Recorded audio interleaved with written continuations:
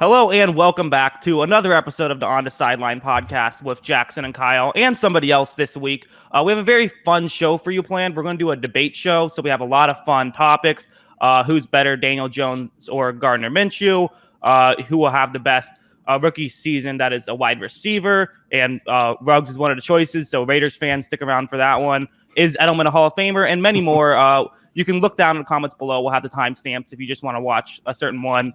But anyways, let's just introduce who we have here. First, my co-host, as always, Kyle. Kyle, how are you doing? Good as always. It's been fun. It's getting hot, but overall pretty good. Mm-hmm. Yes, and also we have very special guest. You know him, the Hook Cam. He's made videos on this channel for several months now. Notorious YouTube comment troll, Hook Cam. Cam, how are you doing? I'm doing good, man. Doing good. I'm leaving my trolling days in the past and really trying to be a better human being. So it's a work in progress, but we're day by day we get a little bit better. Yes. Okay. So just a little bit of housekeeping before we get going. No worst take last week. You guys were very nice to us last week. Enjoyed the show. So no worst take of the week. And then also make sure, if you want to listen to audio only, we have audio podcast on pretty much every place you can get an audio podcast. Just search On the Sideline podcast or my name, Jackson Kruger. It should come up. And with that, I think we can just get ahead and let's just jump right into it here. And I think the first topic we're going to go to is, who would you rather have, Daniel Jones or actually I should explain the scoring system first and what's going on. So we have 6 topics. Basically, we're going to have Cam and Kyle will debate, and then I will decide who wins the round and gets a point. And then afterwards, we have 5 speed round topics. So there's a total of 11 points you can get. First to 6 points wins. So I think it should be a fun show. And we'll just jump into it with Daniel Jones versus Gardner Minshew. Who would you rather have? Kyle, let's start off with you. All right. Well, I'm going to go with Daniel Jones here. I think this is actually someone I was pretty wrong on coming into the NFL draft. I wasn't really high on him as everything was escalating and everyone was talking about, this is a potential top 5 pick.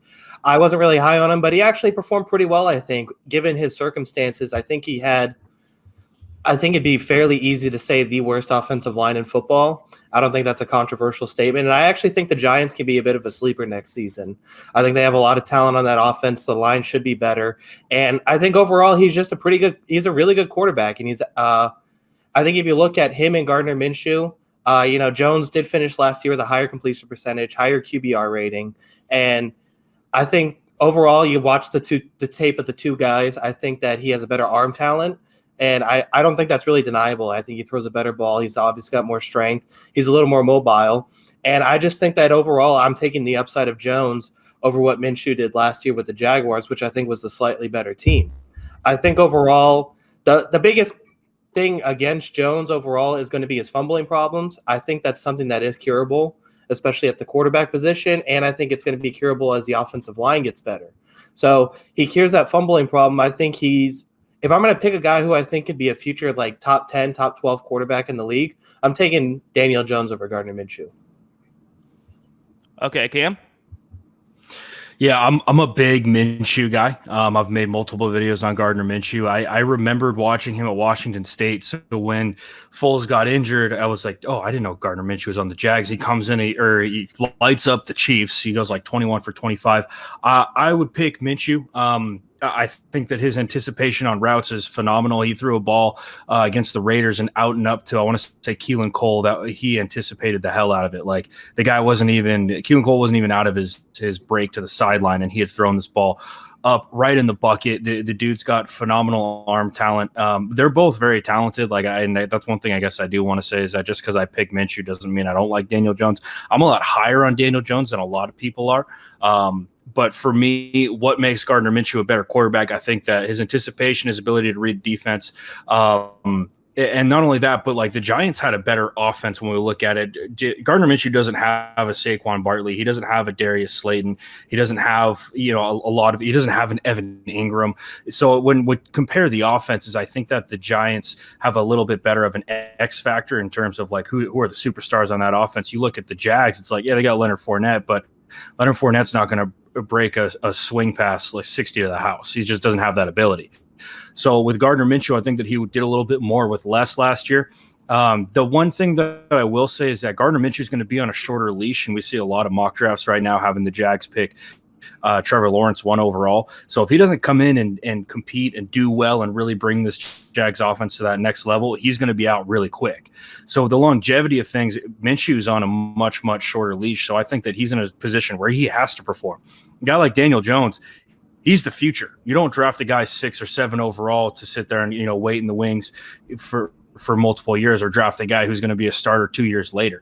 I think that with Minshew, really, like I said, the X factors with him, anticipation, throwing the football. I think he's a little bit more of a play creator, like against that game. Again, when they played the Broncos, he had this play where he was in the pocket for what seemed like 6 seconds, dodging dudes left and right, great ball security, then floats one to the back corner of the end zone to his running back. I think Minshew's going to be my guy if I had to pick between the two. Okay, so Kyle, let's go back to let's go back to you and let us know what do you like, or just go ahead, rebuttal. Oh, I was just going to say, I think the one thing that is kind of starting to get overlooked, especially as these guys are starting to get drafted, is a lot of these air raid quarterbacks. I think a lot of things they lack on are the intricacies of pro style offenses.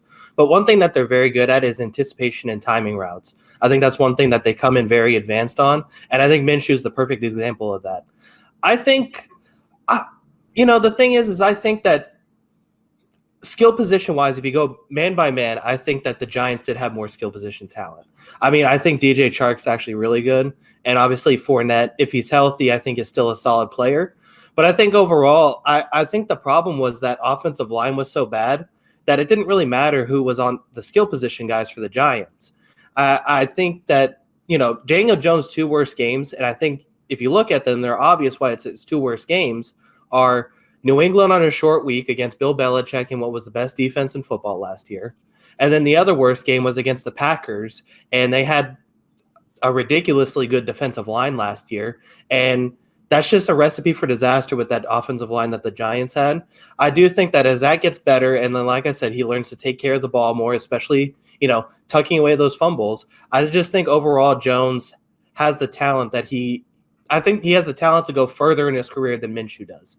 I think Minshew can be a good quarterback, and Cam was saying that, these are the top 3 rookie quarterbacks in football if you're including Kyler Murray. I think all 3 of them are going to be very good. I just think long term, if I'm looking 5-10 years down the road, I think I'm going to bet more in Jones and his talent over Minshew. Do I get a rebuttal, or are we going to the next one? No, you go ahead. Okay. No, I don't want to mess up the flow like I'm doing right now. You're good. When we look at just the straight numbers of it, like Daniel Jones threw 24 touchdowns and like 12 picks last year, 11 picks, 24 and 12. Like great rookie season. Like if you draft a rookie Q, you're going to assume he's going to throw 20 picks. That's kind of the standard. With Minshew, he comes in, throws 21-6. And like I said, like when you look at the superstar talent around him, their offensive line, Giants' offensive line was bad. I'm not going to sit here and sugarcoat it. They were not good. But at the same time, when you look at what Minshew was doing, the one thing with Gardner is that you want to see the consistency. I want to see that dude who came out against the Chiefs and was ripping slants at DJ Chark, who I completely forgot about. Way to do your research, Cam. He's a phenomenal player on the Jags as well. And I think that the Giants coaches and their coaching staff, they were preparing for a Daniel Jones system and a Daniel Jones world, right? It was pretty clear that, hey, Eli was on his way out. There was going to be a short leash for him. With Gardner, Jags coaches weren't sitting there going, Gardner Minshew is going to be our Q. They were looking at Nick Foles as the guy. So when you have an offense, you can now kind of prepare around Gardner Minshew, and it's a lot of quick game. It's a lot of timing routes, a lot of stuff like that. I think that he's going to excel now with that offense kind of being built around him, and really them finding, okay, what fits 15 really well. And in terms with the Giants, as far as Daniel Jones goes, like he's always going to have an Evan Ingram. He's always going to have a Saquon when we sit there and look at their production. But with Gardner, I think that when you look at what he did last year, 21-6, he takes care of the football. That's the biggest thing that I love about him. And one of the edges that I do think he has over Daniel Jones is his ability to take care of the ball, right? Only 6 picks last year to Daniel Jones' 12. Maybe he had less games played, probably. But at the end of the day, like you look at the fumbles, that's a problem. Not one that he can't fix. I'm not going to sit here and go back on what I said in my video about Danny J. I think that he definitely can fix the fumbling issue. You got to adjust to the NFL speed. But we look at Gardner, his ability to take care of the rock, his ability to throw guys open. I think that's where he's going to really excel. And especially once they start building a system around him and giving him weapons, things that will fit 15, that's where I think we're really going to see him excel. Okay, I'm going to call it here for round 1. I think that I don't agree with both of you about the Giants offensive line. I'm not going to say it was great, but I don't think it was as abysmal as both of you guys are saying. However, Cam, you did not make that point. And again, I'm basing this off of the argument, not necessarily what I tend to believe. I think that Kyle made the better points about how maybe in 5 years Jones can excel better. I'm going to give this point to Kyle. So props to you, Kyle. That's my thought here. Kyle up 1-0, and we will move on from here to round 2. I figure a couple Patriots fans on here. I don't want things to get too friendly here, so we're going to go with the most devastating Patriots loss. And I started with Kyle last time, so I'll start with you, Cam, this time. Man, this one cuts deep. I think that devastating for me was probably, I think the go-to answer here is probably the 2007 Super Bowl, and that one was devastating for me for sure. The one that really cut deep for some reason was 2011 against the Jets, I want to say, because that Pats team they were loaded, they were looking good, they were rolling into the playoffs, and I was looking at the Jets as a fan going into that game. I was like, oh, they're gonna roll through the Jets. I want to say Baltimore, it's Pittsburgh, who New York played in the AFC Championship game that year, but that one cut deep just because it's New York. Hate losing to New York teams, especially in division. That's the one thing I will say. Giants aren't in division. But that one, Rex Ryan kind of brought back the fire zones, right? And it was something that was in the league for a little bit, but Rex Ryan brought it back hot in 2011, and it just caught New England off guard. And you have Brady threw a pick on a screenplay to Ben Jarvis, Green Ellis. That was kind of the nail in the coffin. I'll never forget Algie Crumpler was on the squad then. Brady threw a ball to Algie Crumpler in the end zone. He dropped it. I thought he caught it because of the camera angle. It looked like he caught the ball, but it actually fell, and it fell right where his foot was. So I was like, oh, that's 6. Where I think they would have put the Pats up 10 early.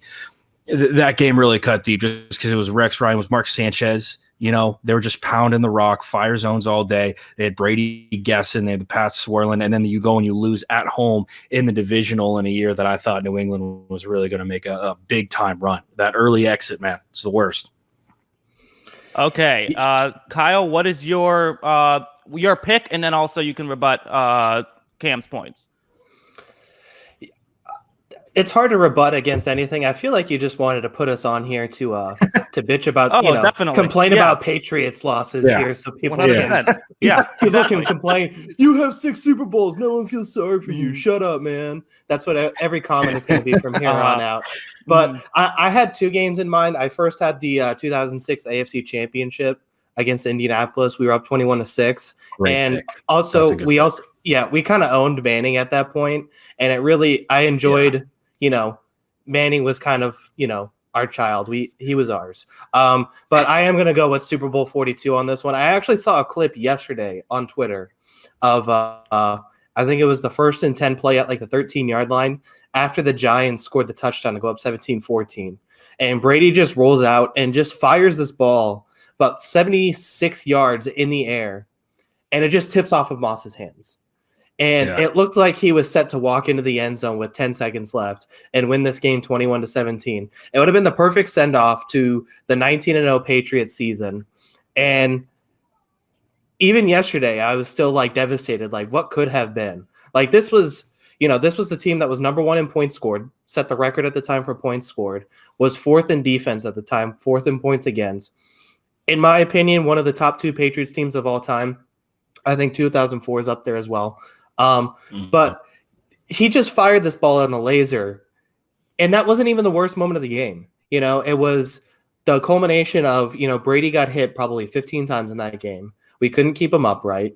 Eli Manning's offensive line gets away with 5 holding calls. He fires the ball downfield. Rodney Harrison bats this thing into the helmet of David Tyree. Of all the things that happens. Asante Samuel, who was one of the best cornerbacks in the league that year, drops one right in his hands. There's so many things that went into the Giant. The Patriots were 18-0 for a reason, and I think everybody knew that. There were 10 things that I can look back on and be like, wow, if this just happened, the Patriots are 19-0. It's the same thing. I'm a huge USC football fan too, and I look back at that 2006 Rose Bowl against Texas and all the things that could have happened with USC to go undefeated. It's the same thing with New England. There's so many different variables to that game. If that game's played 100 times, the Patriots win 99. And they found the one recipe to success in that one, and it's still heartbreaking to this day for me. I got a question, if that's okay, because like you're just bringing up old wounds. What hurts more? Because I just saw because Asante Samuel, I just saw he tweeted out some stuff about Belichick or something like that, and they showed the clip where like the receiver had to break early on a comeback when he should have pushed vertical, and like this ball is in Asante Samuel's hands. That's game. There's a $1:10 left on the clock. Like it's game over. Does that hurt more for you, or does the Wes Welker drop hurt more? Because both of those, like those just sting. And I don't know. I keep seeing the Wes Welker ones. I just want to know your opinion on it. Oh man, the thing is like for as many interceptions as he had, Asante Samuel wasn't really that sure-handed of a guy. Like I can remember a lot of instances where he actually dropped a lot of interceptions, but he was just so good in coverage, especially covering deep, that he had a lot of opportunities to intercept balls. I think the Welker thing that was so frustrating is like this guy never drops the football. Like yeah, Welker was one of the most sure-handed guys I've ever seen, and he didn't. Yeah. But even with all that, I still feel like it's Samuel for me, just because everything was clean on that moment. Yeah, it was over. Yeah.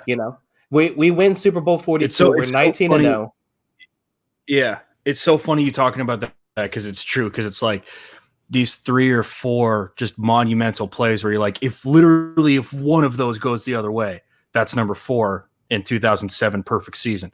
It was just like every little thing had to go wrong, and every little thing did go wrong from the New England standpoint. From the Giants standpoint, everything went right. But dude, that one hurt, man. Yeah. Yeah, okay, I don't know. So I just kind of talked myself out of the point. Yeah, but it seems like you both agree on that one. So we'll give it to Kyle. Kyle up 2-0 now. Cam, you got some ground to cover here. I know. I got an uphill battle. Yes. Well, hopefully you can make up some ground for yourself on this one. Where next question is going to be, who will win the AFC East? Kyle, we'll go back to you. Who do you have as AFC champions of 2020? I feel like I need an alcohol break after that one, honestly. Okay, so this pains me to say that there's a couple on here that are going to pain me to say, but I am going to go with the Buffalo Bills on this one. And I just think the Bills are going to have the best defense in football next season. I just think this team is incredibly loaded. They have all pro potential players at every level next year. Tremaine Edmonds, Tre'Davious White, Micah Hyde. I think, especially on the defense, I think Josh Norman is going to be a sneaky good signing. He was abysmal in Washington, but now he's going to be the number 2 corner over there, and I think he's going to be really good. I just think, that defense, it speaks for itself, and I think they are going to be the best defense in football next year. And then, the questions for Buffalo are on the offensive side, though. But I think what they've done really well is that they've addressed everything that they need to, Josh Allen is a limited quarterback. No one's going to argue that Josh Allen is good. But what he does well, they've essentially tailored to his skill set. I think that they have a lot of talent. They have 2 solid running backs. I think Zach Moss is actually going to be really good. Watching them all last year, I think Dawson Knox, the tight end, I think it's a little underrated. And then the one thing that Allen does do well is throw the ball far. It's not always accurate, but he throws it far. And his best 2 receivers at that point are John Brown, a great deep ball threat and has been for a few years since Arizona, and Stephon Diggs, who I believe was calculated as the best deep ball receiver in the league last year. And I just think the culmination of all that, they have a roster perfectly suited to his skill set. And I just think that I believe in Sean McDermott too. If you go back to our coaches' rankings, I had him pretty high. I believe in his ability as a head coach. I just think this team is built to win 10 and 11 games, and I do think that they're going to win the division, and I don't think the Patriots are at that right now. Okay, so now, Cam, out of the Jets, Dolphins, and Patriots, which team are you going to go with here, and why is Kyle wrong? I still think it's New England. And if, yes, there were 100% major pieces that were lost this year for the New England Patriots. But at the end of the day, their defense is still intact. Their defense is still solid. They didn't lose a lot defensive line-wise. Yeah, they move on from Danny Shelton, but you got a guy like Adam Butler. You can fill that big space-eating nose tackle in, and you can still find success. And to me, the biggest thing, if New England lost some of their defensive backs, if they lose, a J.C. Jackson, I know that wasn't realistic because he wasn't out of his contract yet, but if J.C. Jackson's gone, if some of those guys are gone, Jason McCourty, then I'd be worried. If Devin McCourty walked, then I'd be like, oh, man, like it's an uphill battle. But to me, New England's defense is still very much so intact. Yeah, they lose Jamie Collins and Kyle Van Noy, but I think that you can replace those guys with a Chase Winovich. You can replace those guys with a Josh Uche, who they just drafted. So to me, this football team with New England is not going to be predicated upon Jarrett Stidham going out and throwing the ball 40 times, putting up 400 yards, and you got to throw to score to win games. To me, this is going to be a ground and pound, run the rock football team. It's exactly what they had when they won Super Bowl 43 or 53. Excuse me. They're going to pound the rock. They're going to limit how much Jarrett Stidham's going to have to do, what he's going to have to read. He's going to have to make throws, absolutely. But at the end of the day, the defensive back is still intact. You got Jared Mayo and Steve Belichick. Their coaching staff is still intact. Everything's there for them to still be a good defensive football team and for them to go and still win football games. Right? You got to replace James Devlin, but that's why they sign a guy like Danny Vitale. That's why they still have Jacob Johnson, so that they have that fullback so that they can run the rock. For some reason, I don't know why, one of the great mysteries in football, run the football with 12 personnel as opposed to 21 personnel with a fullback. You do better with a fullback. I don't know why. I got to look into it. But to me, this team is still set up because of their defense, because of their running game, to take the pressure off of Jarrett Stidham, but to still have a great defensive presence and limit teams for how much that they can win. Now, as far as the Bills go, I think that Josh Allen still has to prove to me that he can go into New England and beat New England in Foxborough. I just haven't seen that out of him yet, where I've seen this great game from Josh Allen. He still airs balls when he's throwing deep. Yeah, he's a little bit skittish, I think, sometimes in the pocket. He's got great legs on him, though, don't get me wrong. But I don't think that – I think Buffalo's going to be a task. I'm not saying New England's going to blow them out by 14, but I still think New England's in a position to win this division and make a decent run. All right, Kyle, your rebuttal. Yeah, I mean, I think that secondary is rock solid. I think that you look at the numbers they put up, it was insane. They still get, J.C. Jackson, the McCourty twins, obviously best defensive player in football, as I explained to Jackson 3 years ago, in Stephon Gilmore, and I still hold to this day that's a W. Patrick Chung, there's a lot of solid to that defense there. And then, of course, the Patriots' argument is, well, Josh Allen has to beat us twice, and he's proven that he can't beat us, and that's fair. But I guess why don't I think the Patriots are going to win besides missing TB12, which is the obvious one? I think the first answer for me is the defense in that. So the last 3 years, the Patriots were the first number one team in defensive DVOA last season.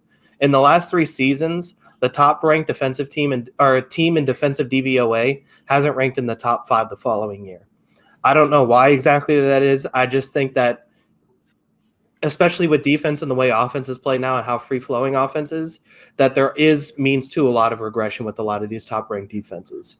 Yeah, I think it's going to be expected that the defense will see regression in 2020. And, that's also because you do lose Jamie Collins and Van Noy, who I think were 2 of the top 5 or 6 defensive players on the team last year. And I think that's going to be difficult to replace that linebacker. They did bring in Anthony Jennings and Josh Uche, but Belichick's never really been a guy to play rookies. And I don't see that happening right away. And even if he does try and get these guys some reps, I don't think it's going to be in important game-deciding scenarios. They also lost to Landon Roberts, who was their key backup. Besides him and Jawan Bentley were the key backups behind those two, and he loses one of them as well. And so I have questions about the defense next year. I still think it's probably going to be top 10 good, probably top 8 good. I don't know if it's going to be top 5 good. The offense then, I have questions beyond Jarrett Stidham. Why did the running game get so much worse last year? I think a lot of it had to do with James Devlin getting hurt. Landon Roberts couldn't get up to speed at the fullback position. I think Sony Michel with his knee and foot problems, I'm concerned it might be habitual. The guy's never been great at breaking tackles, and it seems like he's already lost a step at 23. And I have a lot of questions about that. I question how much a 34-year-old Julian Edelman as the number 1 receiver is going to have left in the tank. I question what in the world happened to Mohamed Sanu last season. Obviously, he was carrying an injury, but I think the trainer has come out and said that he's really confident in Sanu this next season, but I'm going to believe it when I see it. So I think even with all of that, and I also think that the tight end blocking was so much worse that the running game got so much worse also. Losing a guy like Gronk and Devlin to that running game, I think is so important to what makes the Patriots successful, because that's almost 7 offensive linemen on the field when they're all out there. And I question a lot of that stuff before I even get to the point of Jarrett Stidham, which, is a guy I wasn't really high on out of college, because I think that Baylor and Auburn's offenses aren't really offenses that translate to the NFL very well. I think that it's simple one-read plays, and I think that Stidham is going to be limited in that regard, and it's going to be a question of how much he was brought up to speed over this past year and then now this offseason. So that's the questions I have about the Patriots, and why, if I were to bet right now, too many Patriots questions would have me leading towards Buffalo before I bet New England. Okay, a lot of good stuff there. Cam, we'll give you one last rebuttal before we call it around. What is, rebut his points? So when we look at New England's offense in 2019, there was a number of dominoes that fell that really created this perfect storm for New England. You have Gronk leaving. He leaves late. That leads to you not signing a guy like Jared Cook, who would have opened up their passing game a lot. You trade for Sanu late. N'Keal Harry's injured. To me, James Devlin goes out. Like, there were so many unexpecteds that fell against New England's favor. So with this year coming up, you have Mohamed Sanu, who's getting back healthy. You have a healthy N'Keal Harry. You have Sony Michel, who's going to be healthy. You've addressed the fullback position twofold now because you have a Jacob Johnson and a Danny Vitale, right? And Vitale was phenomenal in Green Bay. When he was given the opportunity, he did very well. Now, not that they used him all the time, but when he was given that opportunity, he did very well with that. You still have Sony Michel, James White. There's a great 1-2 punch. I haven't seen it. Sony Michel. This is the thing with running backs in the NFL. Unless you have a generational talent, running backs can only do so much. You have to be able to open things up for them. Their offensive line has still stayed intact. You still have Shaq Mason. David Andrews is coming back. That's another domino that fell last year that we kind of brushed under the rug. David Andrews not being there is massive. He's one of the best short yardage centers I've seen ever when I watch guys play football. His ability to get up to the second level and cut on a goal line, right? Situations like that where coaching wise, when you're trying to call a play and it's 3rd and short, you're like, yeah, we can't do the stuff that we usually want to do. We don't have fullback, or center's gone. Our tight end position is subpar at best. So you have the ability to prepare. You have the ability to make those positions better. And defensively, like you said, the biggest thing for me of why I think that Patriots defense is still going to be good, because they kept their leadership intact. That was the one main thing that I saw with New England. As soon as they re-signed Devin McCourty, I think all of us were like, damn, that does not look great for the chances of bringing back 12. But as soon as they re-signed Devin McCourty, you keep your leadership there. Because, and this is one of the things that I think so phenomenal about Belichick, is the fact that he knows the value of each signing. He knows the value of each position. McCourty is one of your leaders on defense, and for that secondary, you just can't let him walk, right? You can in a sense replace Brady to the athletic ability that he was playing at with a guy like Stidham, but you can't replace Devin McCourty because of how young that secondary is. So when you have this offense, and I think that their offense is going to be way better than it was last year, just because they have the pieces intact. They have the chance to coach them up this year. They didn't have a chance to coach guys up last year. You get Mohamed Sanu in week 2, 3, or 4, something like that. So I think that, and again, at the end of the day, the thing is they still got Belichick. They still got McDaniels. They still have that coaching staff there that's going to be able to get guys ready to still go out and win football games. If they would have lost McDaniels to Cleveland or to whoever, I'd be really worried, and I would probably agree with you. But at the end of the day, their leadership stayed intact, their coaching staff stayed intact, and they're preparing themselves to go into a position to be successful for next year. Okay, I think that was a good round. I think that was the best round we've had so far. At first, after the first two rounds, I was solidly on Cam's side. I thought that Kyle came back swinging very hard with the, it wasn't just Brady, but also the several problems with the offense. But I think that when Cam responded with the injuries, I think that was the good enough point. I am going to give this point to Cam, and we have a ball game again. It is now 2-1 here. So we got ourselves a ball game. That's right. And from that we will move on. Which wide receiver will have the best rookie season? We'll start off with you now, Cam. Who do you got? So I actually put a decent amount of thought into this one. Well, you didn't think about the other ones, Cam. Honestly, what I think Henry Ruggs is going to have the best rookie season. Jerry Jeudy is going to be a close second, and I think CeeDee Lamb is going to be that third guy. And here's my reasoning for all of this. When you're playing in the Big 12 like CD did, you're going to be playing a lot of corners that are playing off. They're going to be in 4. They're going to be 6, 8, sometimes 10 yards back. In the NFL, you're not going to get that all the time. You're not going to get corners playing off because they don't want to get torched. Big 12, they're not known for having these phenomenal defenses like the SEC is, right? So CeeDee Lamb, game in and game out, he's got corners who are lined up 6, 8 yards off of him. He's going to be able to run whatever he wants. He doesn't have anything in his face coming off the line of scrimmage.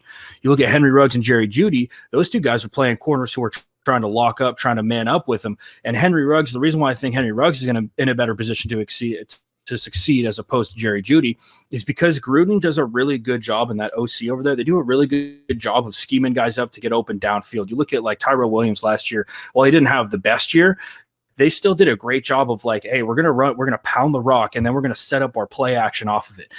Whether it's a bang 8, whether it's a quick show for that play action, get those backers up close to the line of scrimmage, and then we're going to hit Henry Ruggs behind him. Henry Ruggs, to me, has more athletic ability than a guy like Tyrell Williams because of his ability to get off the line of scrimmage. And Henry Ruggs, I think Henry Ruggs could be Tyreek Hill 2.0 in my eyes. And you put that in the hands of John Gruden and his ability to scheme up this running game, have defenses thinking we got to shut down this running game first. Well, you just opened up a ton of space behind it for a guy like Henry Ruggs who's going to take slants 75 to the crib. Like, I think Henry Ruggs has the ability to do that. I think Gruden's going to put him in the position to do that. That's why I think Henry Ruggs is going to be the best rookie receiver this year. Okay, so Kyle, you're now back in a position where you have to argue against the Raiders, which will get the commenters probably very upset at you. Who do you have as the lose for you, bud? Yeah, which wide receiver will have the best rookie season in your opinion? I am going to go with CeeDee Lamb here. I was very high on CeeDee Lamb coming out of college. I thought he should have been the number 1 receiver. I'm still going to ride with CeeDee Lamb going into the NFL. I think it's interesting to see because he played 2 playoff games against SEC teams. In the first game, he ended up with 6 catches, 66 yards. Pretty solid game. He was the number 2 receiver that one. And then his second one, he ended up with 119 yards receiving against LSU. That game was a blowout, but it wasn't CeeDee Lamb's fault that they lost that game. I think that if you just look at his numbers, especially in college, he was insane. He was one of the best downfield targets in the entire league. And I think that's just going to translate to the next level, even if he's a number 3 option to start in Dallas. I think that it's going to be interesting to see how Mike McCarthy balances all these pieces in Dallas, but I don't think it really is going to affect a lot of the wide receivers. I think, let's see, the numbers I have here. Mike McCarthy last season with the Packers, they ran 11 personnel. His last season with the Packers, he ran 11 personnel 76% of the time on their offensive snaps, which is second most in the NFL. They also passed 72% of the time on the offensive snaps. So while I do think that it's going to go down a lot less because Ezekiel Elliott's in his backfield rather than the guys that they had in Green Bay, I think a lot of this is going to be in Dak Prescott's hands. And I think a lot of the tension is going to be on the first 2 receivers, leaving Lamb, who was wide open just about every time he was on the field in college, which is why I liked him so much. I think he's going to be wide open just about every time he's on the field in the NFL, going up against slot cornerbacks and those third corners compared to the other 2 guys. I think it's going to be a huge advantage for him, and I could see him having a huge year and eventually becoming the number 2 receiver on that team. Okay, Cam, your response. Once again, I think that we look at CeeDee's numbers and we have to understand that they're going to be skewed because of the coverages that he was playing, right? And like I said, Big 12 is all about, hey, we just don't want to get torched on this play. We're okay giving up 15 as long as he doesn't break this for 60. So there's that give from the Big 12 corners that you don't see in the SEC. You look at Henry Ruggs. Henry Ruggs put up monster numbers in the SEC. And I think that, like I said, you're going to see – and Henry Ruggs is going to step in and be the number 1 or 2 guy. You're not going to have Henry Renfrow ahead of him. You maybe Zay Jones to start, but I think once you see the athletic ability of what Henry Ruggs can bring, there's no way that you keep that dude on the sidelines. There's just not. Like I said, I think that Oakland did such a good job of scheming guys up into one-on-one situations, taking advantage of one side of the field, taking advantage of where safety was lined up. If safety's lined up in the middle of the field and you got one-on-one with Henry Ruggs on the outside, you're going to take that matchup every time. So on top of all of that, you look at Dallas, where do we even know if Dak wants to play over there anymore? He could get shipped off midseason. We don't know. He could also sign midseason, but we don't know what's going to end up happening with him. So with Henry Ruggs, I think that he is in a position to be schemed up to succeed more. And once again, one-on-one situations with Henry Ruggs, I'm going to take that every time. Okay, Kyle, what do you say to that? Yeah, I mean, I just think a lot of the defenses in the Big 12, especially against Oklahoma, were game planning not to get burned because they were going up against CeeDee Lamb and they knew that he could burn them on any play. He was the number one option, the number two option, and a lot of times, the number three option on Oklahoma. Not that they have bad players besides him, but he was the best receiver by a mile for, I think, the last 2 years. And that was even with Hollywood Brown on his team. I think, the big thing that happened with Ruggs at Alabama is he was also going with potentially 3 first-round wide receivers, because I think Jalen Waddle is going to be a first-round receiver next year.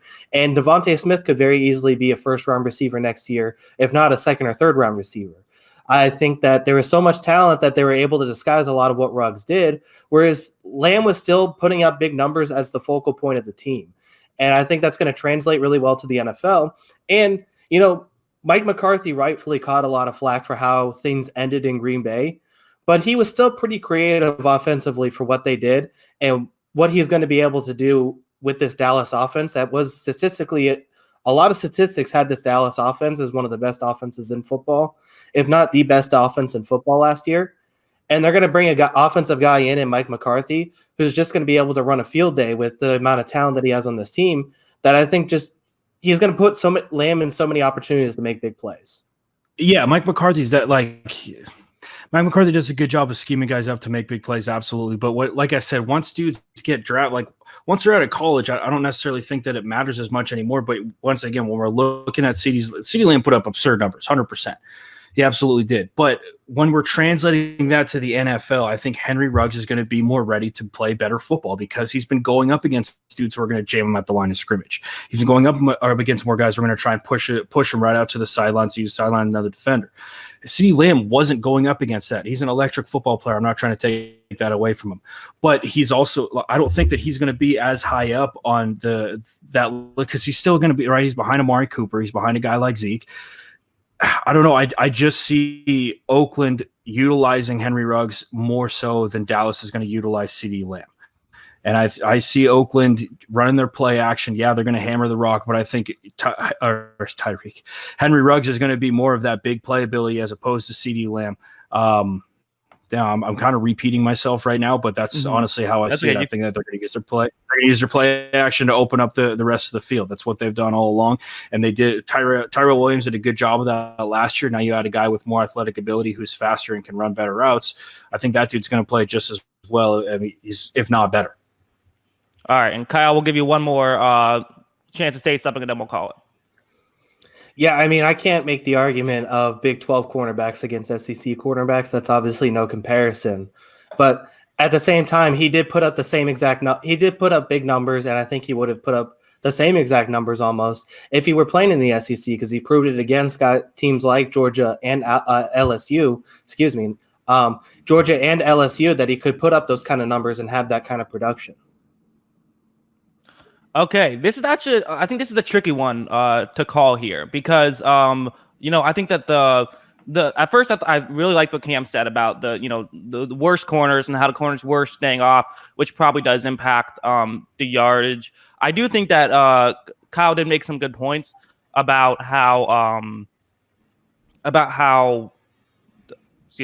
Ruggs, or did I get the names confused? How CeeDee Lamb will be able to Jesus Christ, I've completely lost my train of thought here. No, I was going to... All good. Yeah, I'm going to give it to Kyle. I have better points in my head, but I'm terrible at articulating. Cam, excuse me. Cam, giving it to Cam. Curveball.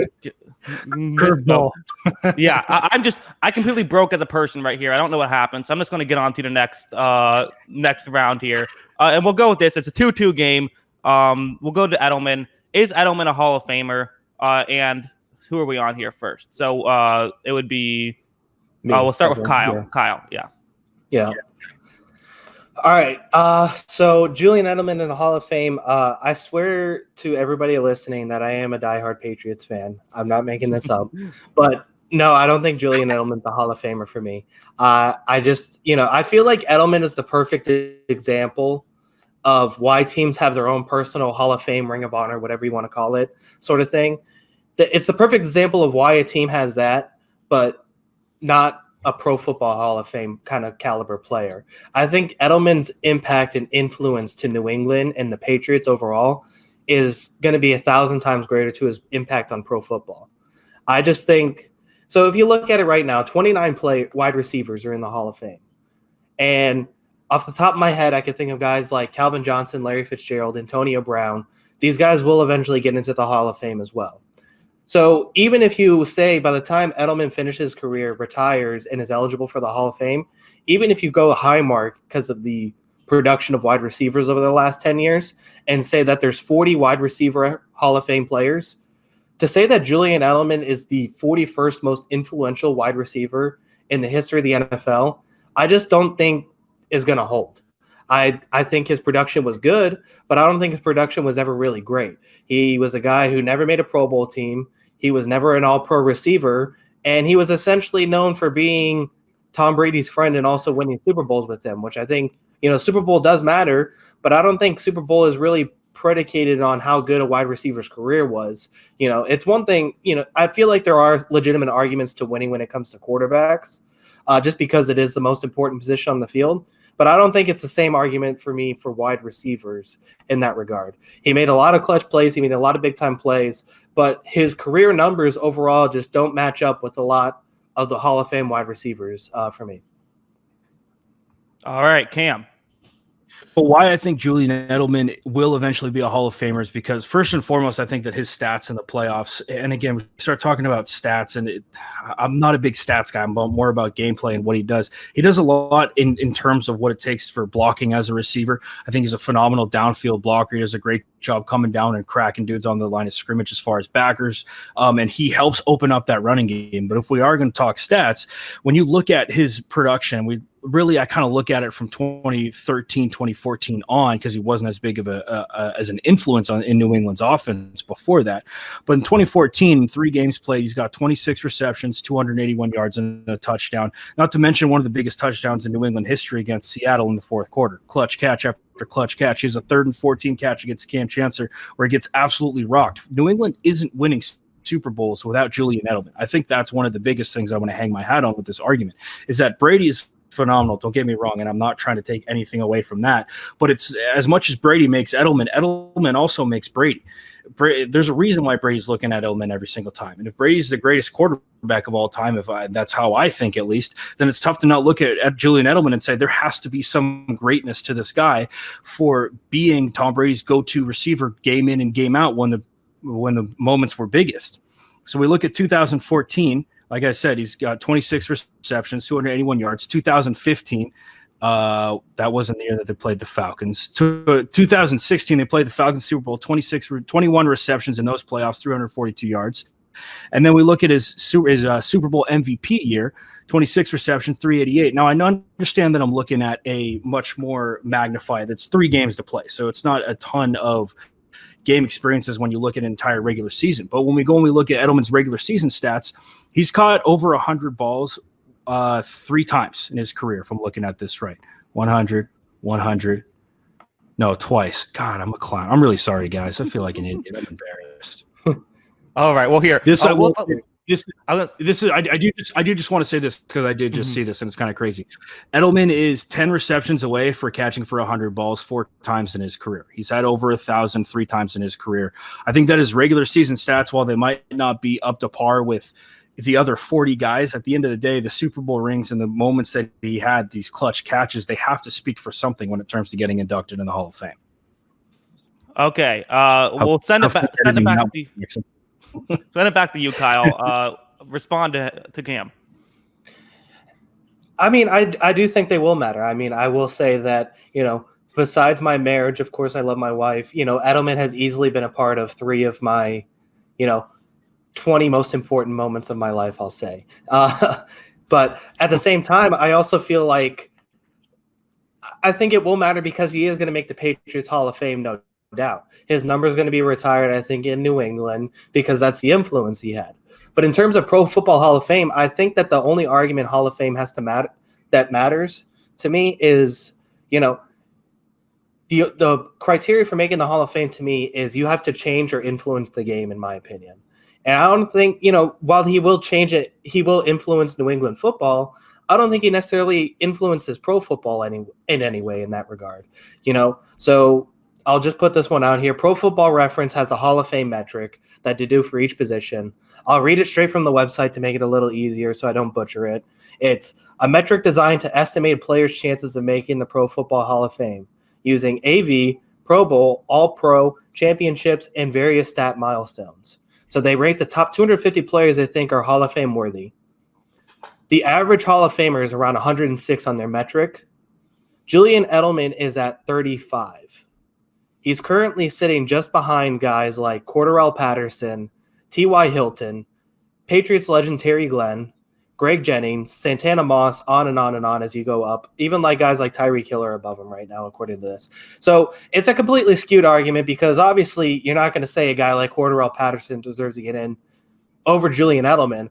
But at the same time, I think it holds weight to what exactly his production was over his career for a guy who was really a late bloomer. And I don't know how many years of production he has left to merit a Hall of Fame career. And, so you look at it right here, the guy who I think we talked about him a little bit earlier with the big drop, but is very much compared to as a contemporary is Wes Welker because, both short, white New England guys. So, so they're very much compared in that regard.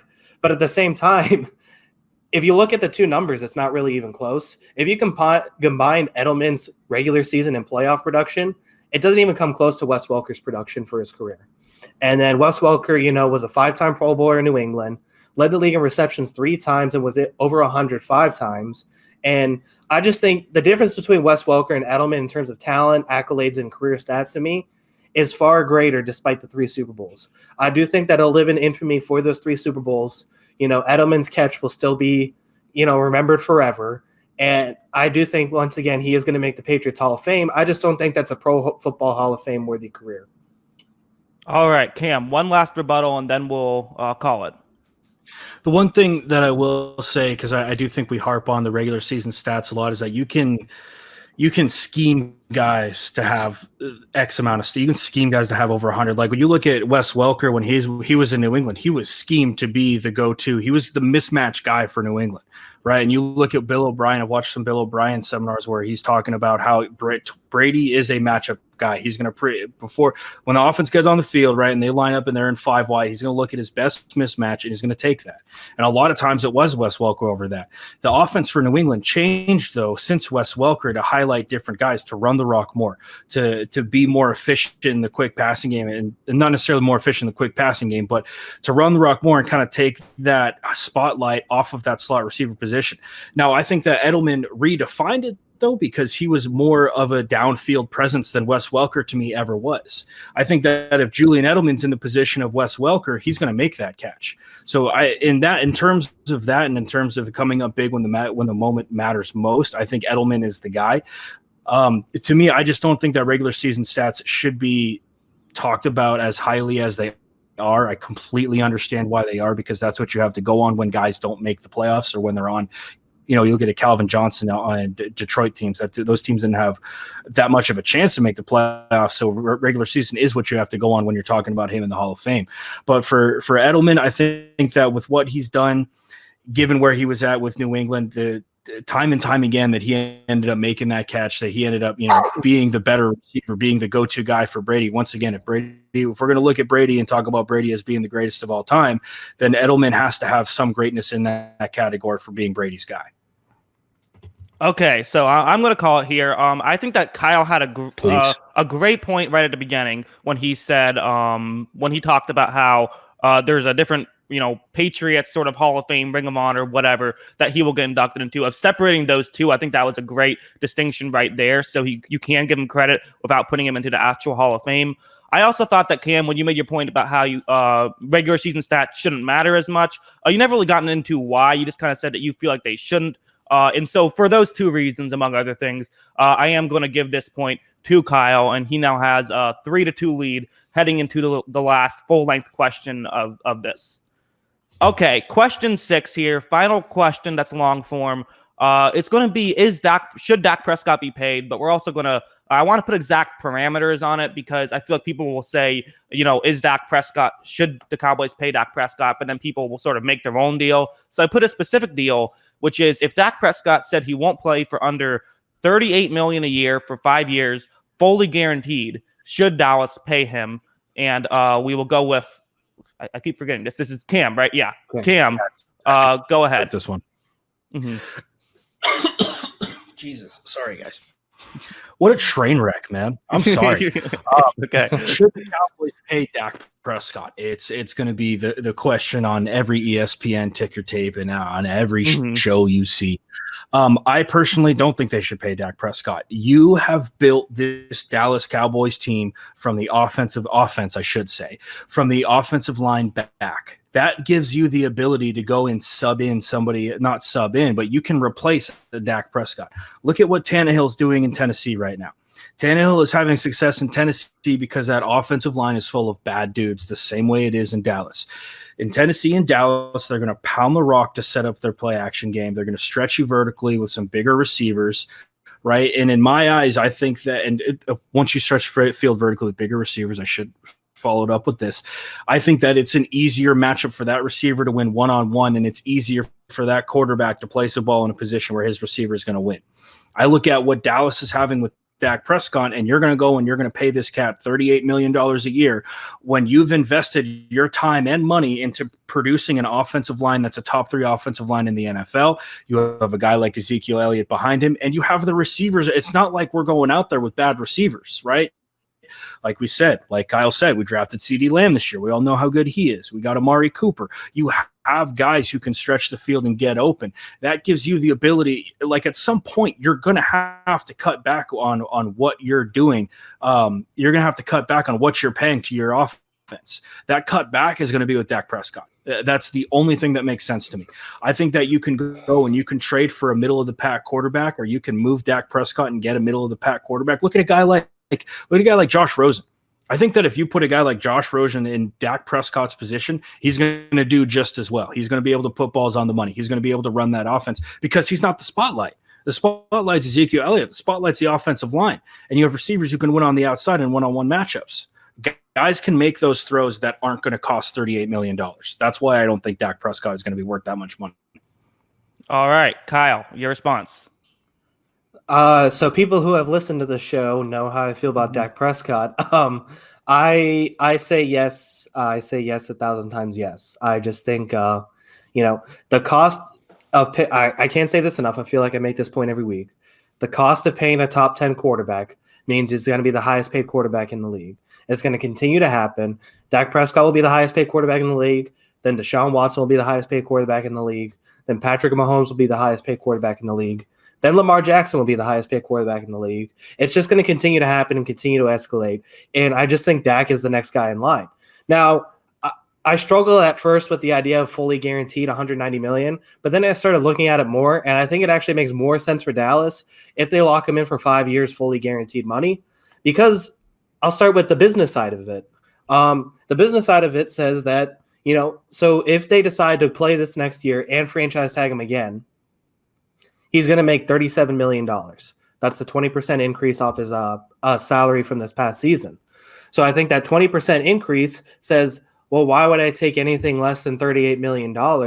Because I'm guaranteed to make $37 million at least, or I'm going to go in on the open market and make that $38 million contract anyway. So it makes sense for Dallas to lock him in for that 5 years, especially because if you start looking at down the line, that 2022 TV rights deal contract comes up, and there's going to be a huge cap bump because there's already projections, even with everything going on during the pandemic, that the NFL TV rights deal is going to potentially double. So then if you look, if they continue to franchise tag him towards that 2022 TV rights deal, that $38 million contract is going to start to look like a $45 million contract or a $46 million contract. Because if the cap's going to go up that much, that's going to be the going price for a quarterback. So if they can lock him into that 5-year deal, I think that's a great move for Dallas. On the other side, I just think you look at the guys, like I said, I think the cost of paying for a top 10 quarterback, and it's true that I think Dak Prescott is a top 10 quarterback. And I think it's difficult to find quarterbacks that are good in football. There's only 32 positions, and there was a long-running debate with the Rams and Sean McVay that Sean McVay could manufacture any quarterback to be solid, so there was no point in paying Jared Goff, that they could just go on to another quarterback. Well, they paid Jared Goff because that's really hard to do, and when you have the Cowboys have so many glaring holes on their defense that are they going to restart all of that to find a new quarterback and try and bring this back to a team that could win the division? I think this team's good enough to win the division now, even with those holes on defense, that starting over at quarterback position is the last thing you want to do with all the pieces that they have around them. I think that having that player at that position is monumental, and I just think that it makes too much sense to pay a guy like Dak Prescott and roll with the punches going forward. All right, Cam, what do you have to say about that? I think that if Dallas is looking for sustained success over a number of years, you have to allocate that money elsewhere. And I get what you're saying with the TV deal, and that's a major factor in this, and I don't want to brush over that. It's 100% true. Dak Prescott is a victim of really, really bad timing, though, because there are other spots on this Dallas team that need help before you go and you shell out 38 sheets to your quarterback. And like I said before, the spotlight on this offense is not Dak Prescott. The spotlight on this offense is pounding the rock and taking pressure off of him. So why would you go and pay a dude like that if he's not going to be slinging it 45 times a game, 40 times a game? Why are you going to go and shell out that much money? You can go and you can get a mid-tier quarterback, still be successful, shore up your defense, and continue to win games running the football. In my eyes, it doesn't make sense to pay him right now. You have other spots that you can go and address, and you have other spots that you can go and improve at before you're going to go and pay Dak Prescott that much money and then handcuff yourself down the road. All right, Kyle? I think the thing is that, if you look at teams who have gone for mid-tier quarterbacks with talent around them, it doesn't always necessarily work. I think it worked in Tennessee to that AFC Championship game, which I do think Tennessee might regress this next season, but that's a podcast. That's a story for another podcast. It did work with Tannehill that season, but it also didn't work with the Jaguars and Nick Foles. It didn't work with the Bears and Mitch Trubisky. I don't think that necessarily going for that mid-tier guy and saying, well, the talent around him will rise him to the occasion is necessarily a guaranteed thing. And it's really just hard to manufacture a good quarterback. I don't think anybody can just be plucked off the street or even off the bench or waiver wire and just say, hey, you're going to go be a top 15 production kind of guy. Look at the numbers for Prescott last year were 7th in completion percentage, 6th in passing yards, 9th in passing touchdowns, 8th in interception percentage, 8th in touchdown to interception ratio, 8th in passer rating, 15th in sack percentage, 8th in yards per attempt, 8th in adjusted yards per attempt, 6th in adjusted net yards per attempt, 15th in passing yards a game, 14th in passing and rushing yards per game, 3rd in total QBR. And, it can go on and on. Every argument make Dak Prescott a top 10 or even higher kind of quarterback. To have a guy at that level and that production, I think it's just too risky of a ball game in the NFL to roll with saying a mid-tier guy can just have that same sort of production. I don't think a guy even Andy Dalton, who's on their roster now, I don't think could step into the Dallas team right now and be a top 10 guy and just put up the numbers that they need. So I would pay Dak Prescott in a heartbeat if I were in charge. Okay, let's go one more round, but do it sort of quickly, like 1 minute each. So Cam, go ahead. My biggest problem with what you just said is your argument. You looked at the two examples of the Bears and the Jaguars. Jaguars, Nick Foles got injured week 1. So that plan got a major hurdle and literally right off the go. So I don't think that that's really the best thing to look at. And you look at the Bears were looking to make Mitch Trubisky the guy. That's why they drafted him 2 overall, and that ended up failing. And even so, both of those teams don't have the quality of offensive line that the Dallas Cowboys do. So once again, there's only so much that you can spread out in terms of what your salary cap is going to give. So at some point, there's going to be some cuts, and Dak Prescott getting paid $38 million. I don't think that that's going to end up being worth it in the long run. I just don't. I think that like I said, there's other places that you can go, and the spotlight for them is going to be on that running the football. And that's like, you look at some of Dak Prescott's stats. A lot of that stuff is opened up. If you put the onus on Dak Prescott and you were like, you're going to throw the rock 45 times a game, we're going to get rid of Ezekiel Elliott, his numbers are going to go down because I haven't seen anything from him yet where I look at it and go, man, he is a legit top 5, top 10. He's going to be the guy who's running the show. That's just not where their team is at. Now, I could be proven wrong. Mike McCarthy could come out this year and be like, hey, you're going to be Rodgers 2.0 for me and sling the rock. I just don't see that being in Dak Prescott's wheelhouse, though. Okay, Kyle, response. So again, try to keep it around a minute. Yeah, I just think that overall Prescott, I think he is a great out-of-play action, which plays huge dividends to what he does in Dallas. I think a guy like Mike McCarthy is going to want to pass the ball a lot more, and I think he's going to want to make sure that he has a guy solidified at that quarterback position who he feels confident can throw the ball at least 30 times a game. And I just feel like a spade is a spade, and Mike McCarthy is a passing guy. He's not going to go into a Dallas situation thinking, a year from now, this is going to be Andy Dalton or Nick Foles as my quarterback. He wants a guy who he believes in, and I think it's Dak Prescott.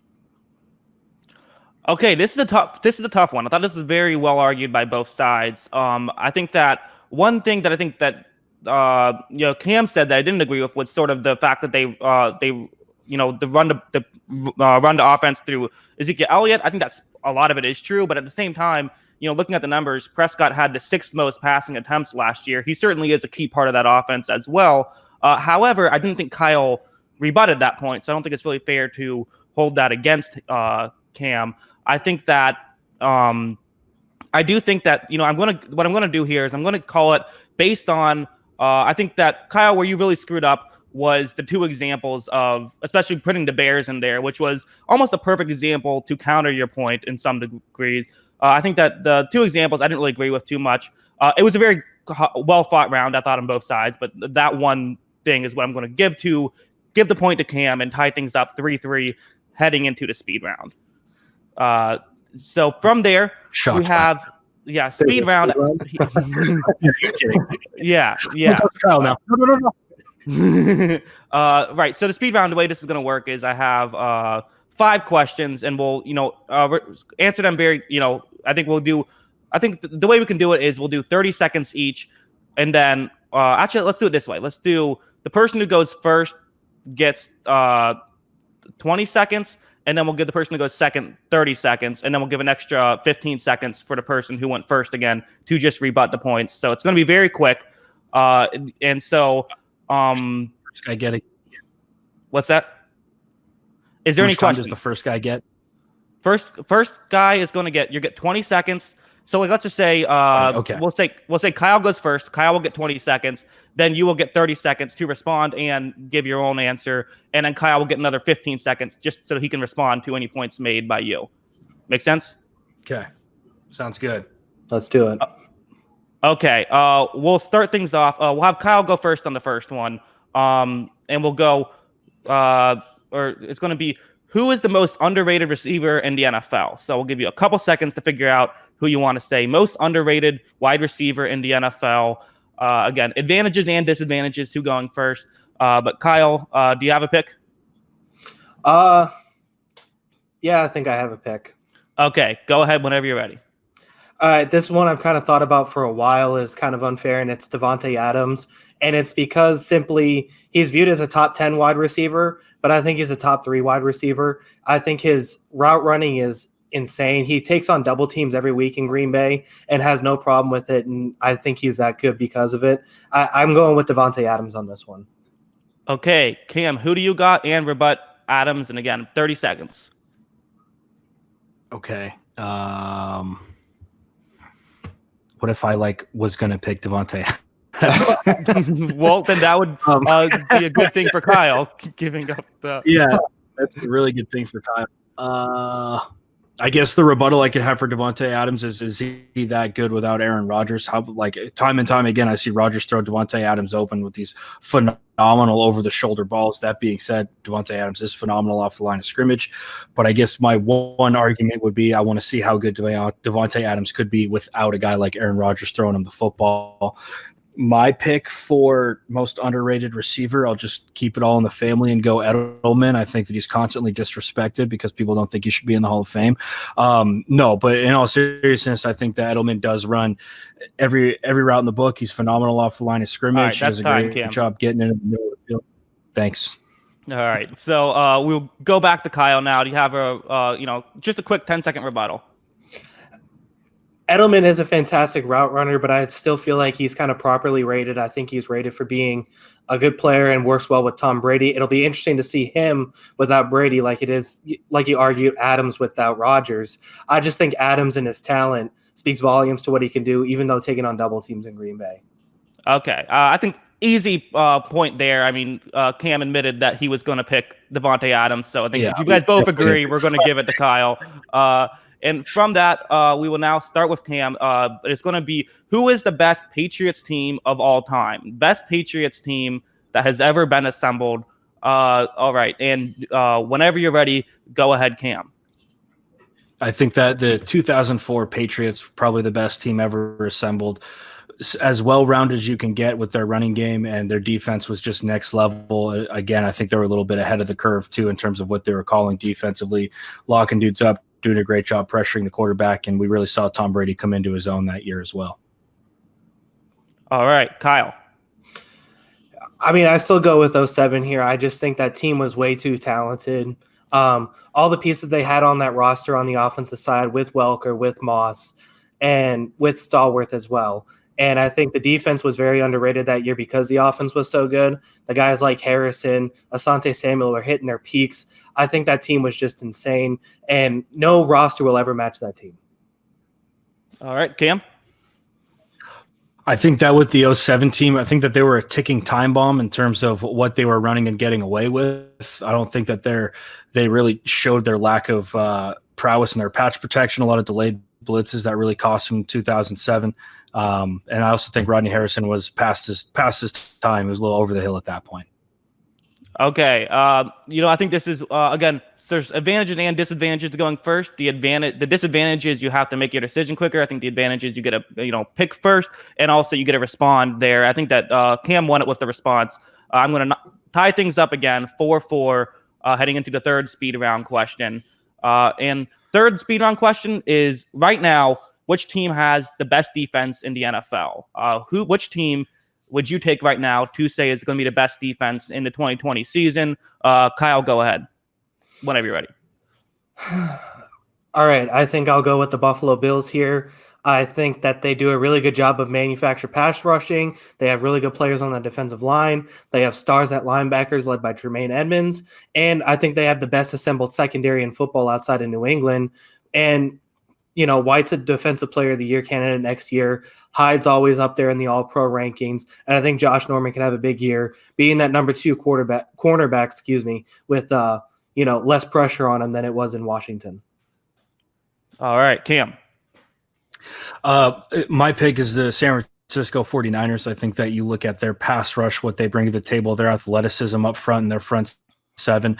They lose a guy like Eric Armstead, I believe, to Indianapolis. They replace him with Javon Kinlaw, who was probably a top 3 defensive tackle this year in the draft.